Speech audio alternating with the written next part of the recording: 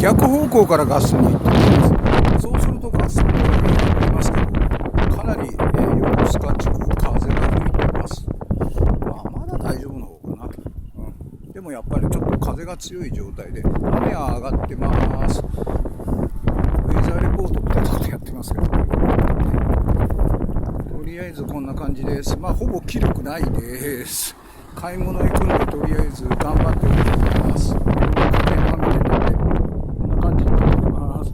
とてつもない変なおじさんです。